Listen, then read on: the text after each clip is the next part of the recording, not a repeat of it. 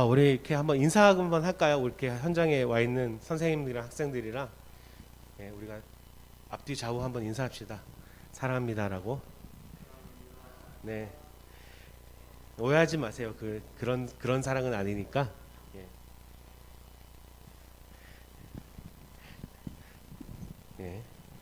여러분, 자 마지막 주예요. 잘 집중해서 잘 우리 예배도 잘 마무리했으면 좋겠습니다. 두 번 읽을 건데요. 이제 한 번은 개역 개정 성경 번역으로 읽을 거고요.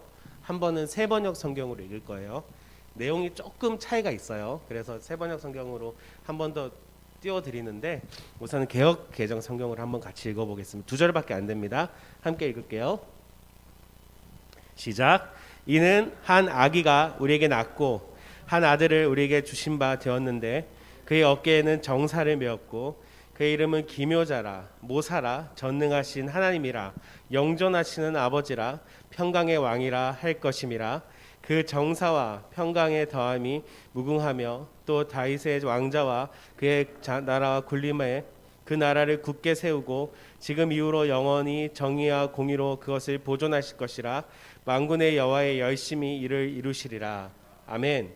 자, 조금 어렵죠? 근데 또 새 번역으로 보면 또 다를 겁니다. 느낌이. 다시 한번 볼게요. 새 번역으로.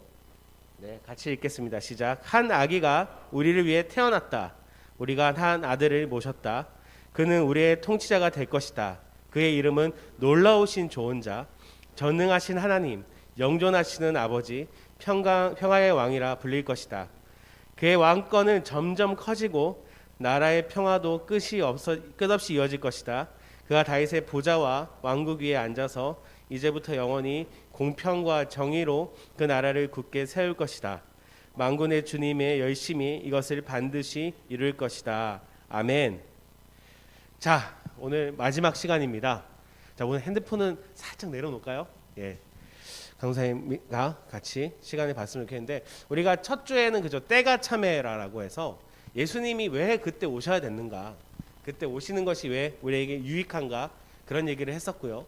두 번째 주는 기억나십니까? 동정녀의 탄생. 왜 예수님이 성령으로 통해서 처녀인 마리아에게 마리아를 통해서 잉태되어졌는가?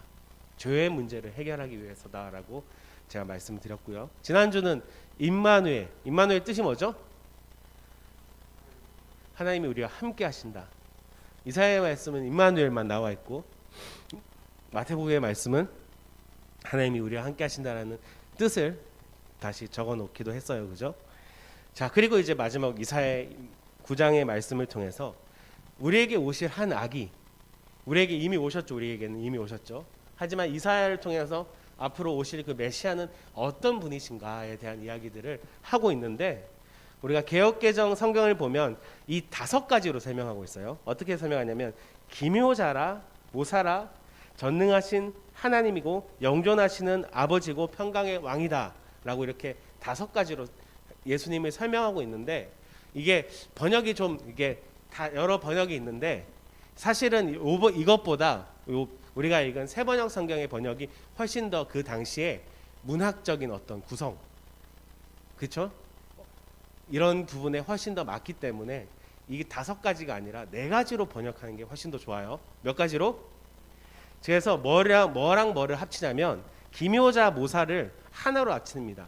기묘한 모사라 이렇게 우리가 얘기하면 되고 새 번역 성경은 6절 한번 띄워주시겠어요? 보면 보시면 자, 첫 번째 놀라우신 조언자, 전능하신 하나님, 영존하시는 아버지, 평화의 왕. 그래서 기묘한 모사를 새 번역에서는 놀라우신 조언자라고 해석을 하고 있어요. 그래서 우리는 오늘 이 4가지의 뜻이 우리에게 어떤 의미가 있는가, 우리가 어떻게 의지할 수 있는 귀한 생명이 되는가에 대한 이야기들을 함께 나누어 봤으면 좋겠습니다.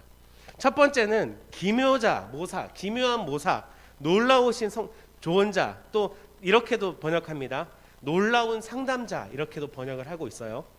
예, 이게 어떤 거냐면 첫 번째는 이 놀랍다라는 의미 가운데 우리가 이 하나님 우리 예수님은 자 지난주에 하나님이 우리와 함께 하시는 것이 임마누엘이다 그랬죠. 그죠? 하나님이 왜 우리와 함께 할 수 있어요? 보이지 않는 하나님이 어떻게 우리와 함께 한다는 걸 우리가 알 수 있습니까? 왜? 예수 그리스도가 우리와 함께 하시기 때문에 하나님이신 예수님이 우리와 함께 하신다라는 것은 의미가 되는 거예요. 그래서 기억나요? 예수님은 완벽한 인간이고 예수님은 완벽한 하나님이시다. 그렇기 때문에 우리의 인류를 대표하고 우리의 죄를 사하실 수 있는 자격이 되셨다라고 말씀드렸습니다. 그죠?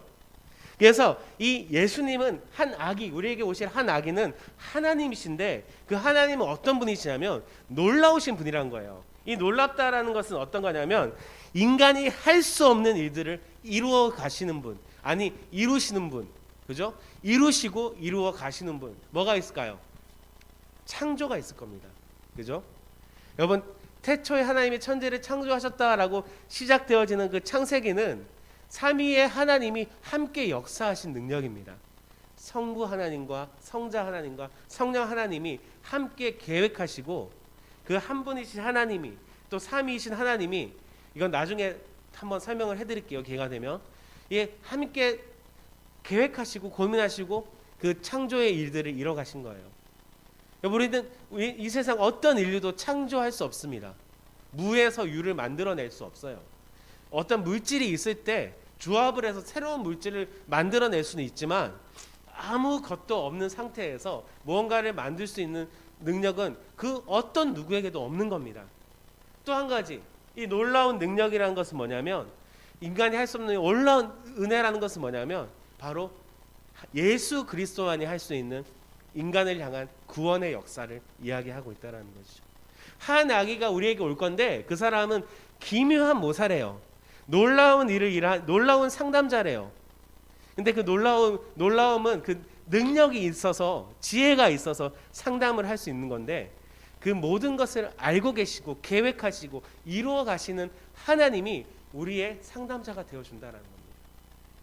그래서 두 번째는 뭐냐면 지혜, 그러니까 이 놀라운 상담자는 우리에게 어떤 의미가 있냐면 지혜의 하나님을 이야기하고 있다는 겁니다. 뭐라고요? 지혜의 하나님. 그래서 시편을 보고 잠언을 보면 제가 읽어드릴게요. 그냥 들으세요. 여호와를 경외함이 지혜의 근본이라. 시편 111편의 10절에 나온 말씀입니다. 잠언 9장 10절에도 똑같아요. 여호와를 경외하는 것이 지혜의 근본이요 라고 설명하고 있어요. 시편의 기자와 잠언의 기자가 어떤 얘기를 하고 있냐면 여호와를 경외하는데 그것이 지혜의 근본이래요. 여호와를 경외하는 것이 지혜의 근본이란 말은 다시 얘기하면 하나님이 예수님이 성령님이 지혜의 근원이 되신다라는 겁니다. 왜? 지혜의 근원을 경외할 때 우리가 지혜를 얻을 수 있기 때문에 그로부터 지혜를 경험할 수 있기 때문에 이 말은 다른 것이 아니라 우리 한 아기가 우리에게 올 건데 그 아기는 지혜 그 자체시다. 왜? 그 지혜가 있기 때문에 놀라운 일을 하실 수 있었거든요. 창조와 구원과 이 인류를 이뤄가는 놀라운 역사를 이뤄가시는 분이 우리 한 아기 예수 그리스도라 하는 것을 이야기하고 있어요. 그리고 나서 어떤 얘기냐면 이 놀라운 상담자가 갖고 있는 의미가 뭐냐면 재밌습니다. 그 주석에서 이렇게 표현하고 있어요. 연약함에 강함이 있고 여러분 이해하게 되십니까? 약한데 강함이 있대요. 우리 찬양이 있죠. 무슨 찬양 기억나나요? 약할 때 강함 대신 말 이상하지 않아요? 약한데 강함이 있대요. 항복하는데 승리가 있답니다. 죽음이 있을 때 생명이 있다라는 것을 이야기하고 있는 상담자. 그것이 한 아기가 우리에게 오셔서 나타난 모습이다라는 것이죠. 이게 어떤 거냐면 역설이라는 단어 혹시 알아요, 여러분? 역설 들어봤습니까? 고3 역설이 뭔가요? 그죠, 그거죠.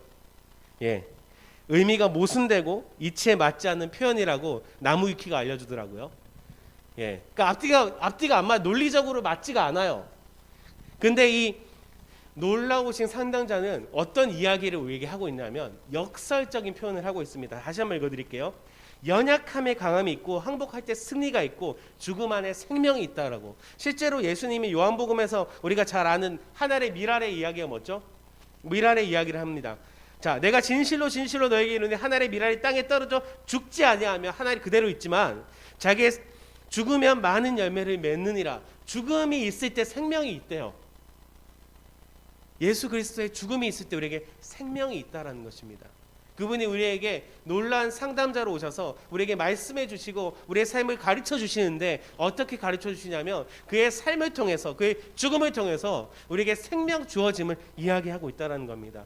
또 한 가지 얘기를 또 할 수 있는데요. 누가복음 보면 자 이런 얘기가 있죠. 내가 누구에게 혼인잔치의 청함을 받았을 때 높은 자리에 앉지 말라. 그렇지 않으면 너보다 더 높은 사람이 청함을 받은 경우에 너와 그를 청한 자가 와서 너더러 이 사람에게 자리를 내어주라 하리니 그때 내가 부끄러워 끝자리에 가게 되니라. 청함을 받을 때 차라리 가서 끝자리에 앉으라. 그러면 너를 청한 자가 와서 너더러 벗이어 올라 앉으라 하니 그때 함께 앉은 모든 사람 앞에서 영광이 있으리라. 그러니까 뭐냐면 무릇 자기를 높이는 자는 낮아지고 자기를 낮춘 자는 높아지니라. 야고보서도 똑같은 얘기합니다. 주 앞에서 낮추라. 그리하면 주께서 너희를 높이시리라.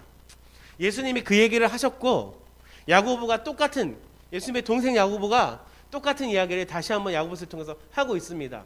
이게 역설이란 거예요. 근데 역설은 우리에게 삶의 지혜라는 것이고 능력이란 것이고 하나님께서 우리에게 보여주신 방법이라는 것입니다. 생명이, 죽음이 있을 때 우리에게 생명이 나타나는 것. 자, 예수님께서 낮아지셨을 때 그가 온 인류를 구원하시고 영광의 자리로 다시 세워지게 돼 있고, 하나님 우리가 겸손히 나아갈 때 세상이 아니라 주님께서 우리를 높이시고 세우시고 나타나게 하신다라는 것입니다. 역설의 진리를 하나님께서 그 놀라운 상담자께서 이해할 수 없는, 논리적으로 깨달을 수 없는 이야기들을 우리에게 말씀해 주시고 깨닫게 하심으로 하나님의 은혜가, 하나님의 사랑이 얼마나 큰지 우리에게 보여주고 있다라는 것입니다. 여러분 이해가 되세요? 그래서 기묘한 모사라고 우리가 이해를 했으면 좋겠고요. 놀라운 상담자라고 이야기했으면 좋겠고, 말씀은 어떻게 얘기하죠? 놀라우신 조언자라고 여러분 그렇게 이해를 하시면 됩니다. 저도 어릴 때 그 핸델의 메시아인가 찬양의 우리를 이 말씀을 가지고 만든 노래가 있더라고요. 그래서 기묘자, 모사라, 도대체 무슨 얘기인지 이해할 수 없었는데 여러분 분명히 이해할 수 있겠죠? 놀라운 좋은 자, 놀라운 상담자, 그걸 뭐라고? 기묘한 모사라고 표현할 수 있다는 것이죠. 그래서 두 번째는 어떤 이야기를 하고 있냐면 전능하신 하나님 이야기를 하고 있습니다. 전능하신 하나님, 그죠? 전능하신 하나님은 이사야 10장 21절에 이제 그때 명확하게 드러나게 되는데요. 제가 한번 읽어드릴게요. 남은 자, 곧 야곱의 남은 자가 능하신 하나님께로 돌아올 것이다. 여러분 이사야는요 예수님의 이야기를 가득 담고 있습니다. 하지만 이사야는요 이스라엘 남유다가 망하고 다시 포로에서 돌아올 200년의 시간의 예언을 담고 있어요. 그래서 이스라엘이 망하는지만 그 주변 국가들도 망하고 벌받을 것이다. 그들이 자기만 알고 다 무너질 것이다. 하나님은 그 70년 후에 회복시킬 것이다. 그리고 그 모든 것을 위해 한 아이를 우리에게 주셨다.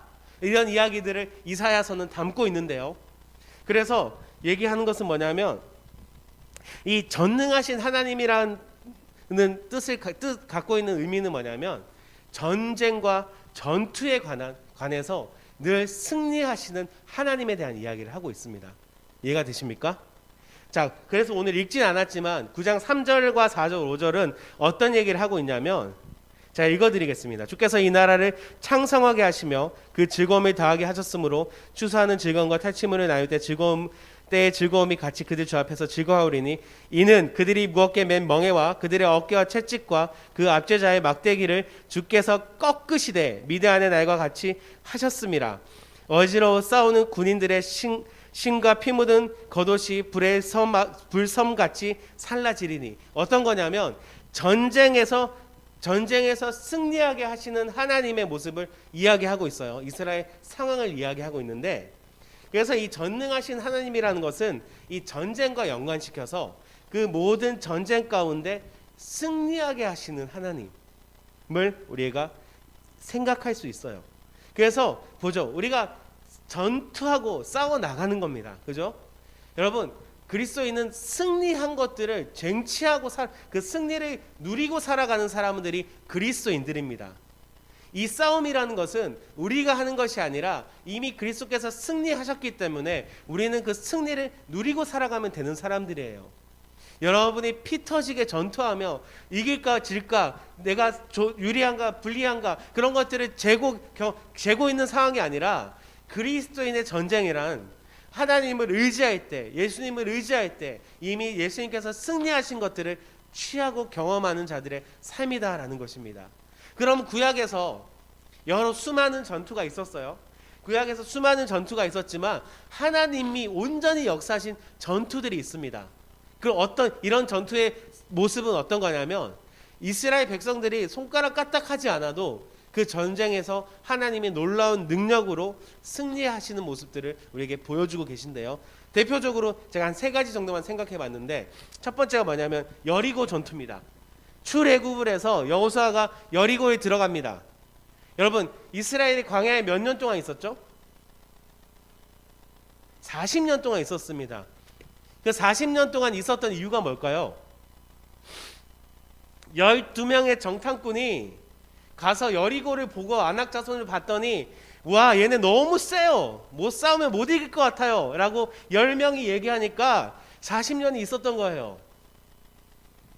근데 그 아낙 자손들이 살고 있는 누구?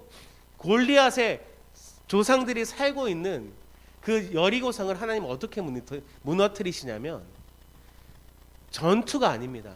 인간의 노력과 수고가 아닙니다.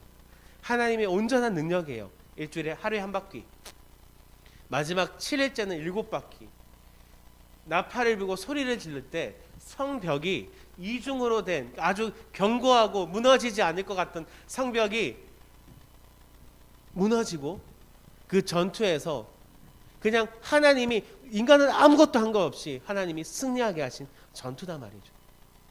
이것이 전능하신 하나님의 전투라는 겁니다. 이것이 전능하신 하나님을 의지하고 살아가는 사람들의 전투라는 거예요. 이해가 되십니까? 하나님이 우리에게 한 아기가 오셨는데 전능하신 하나님으로 오셨어요.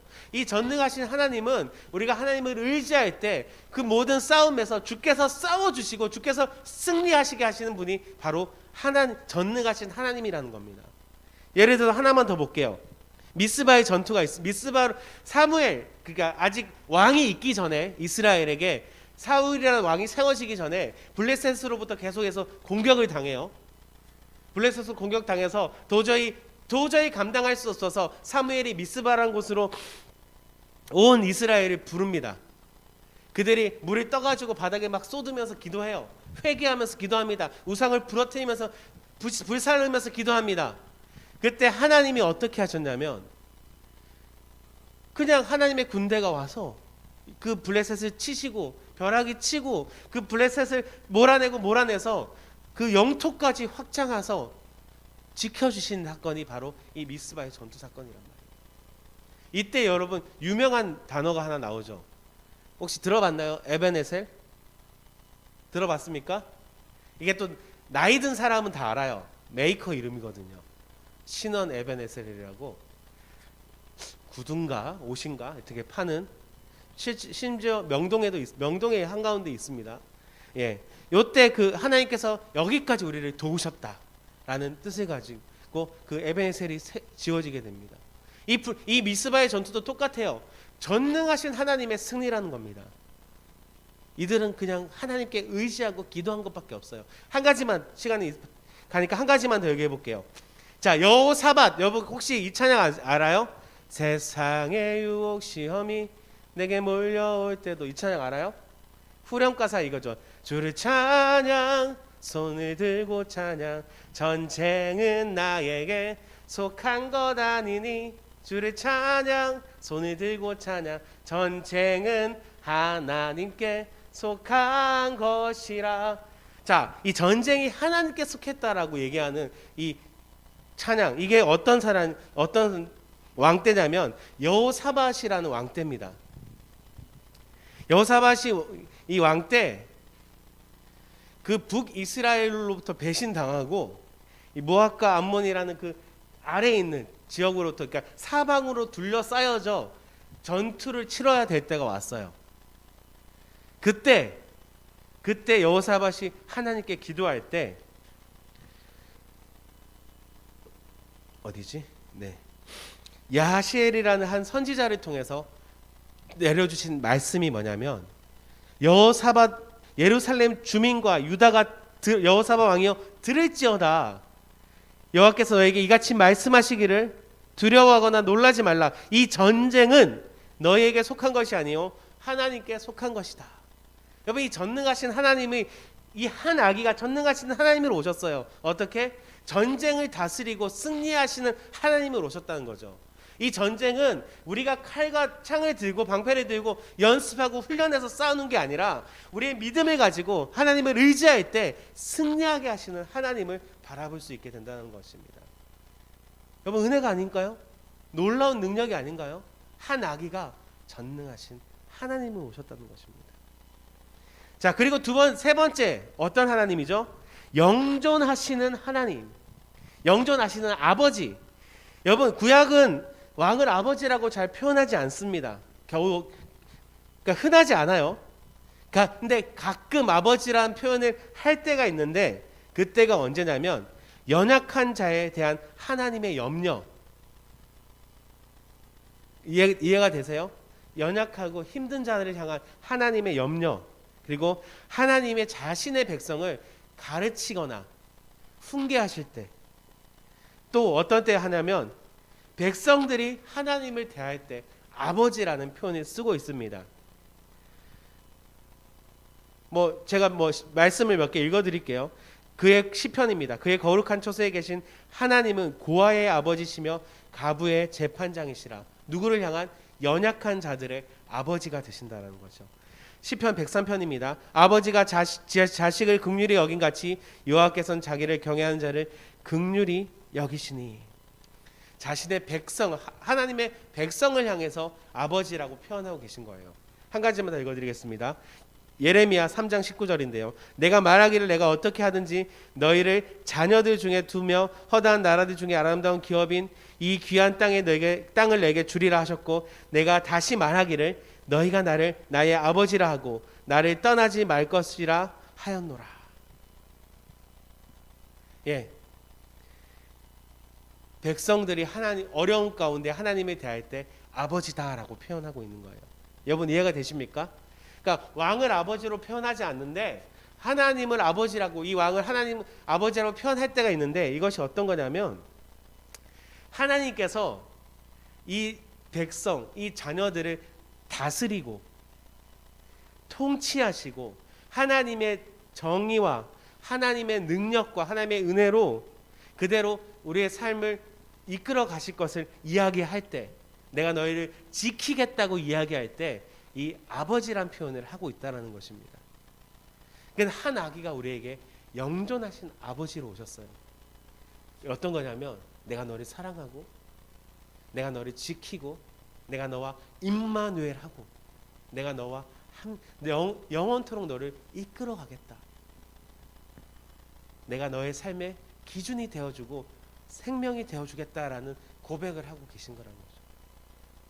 여러분, 한 아기가 영존하신 아버지로 우리에게 오고 있다는 겁니다.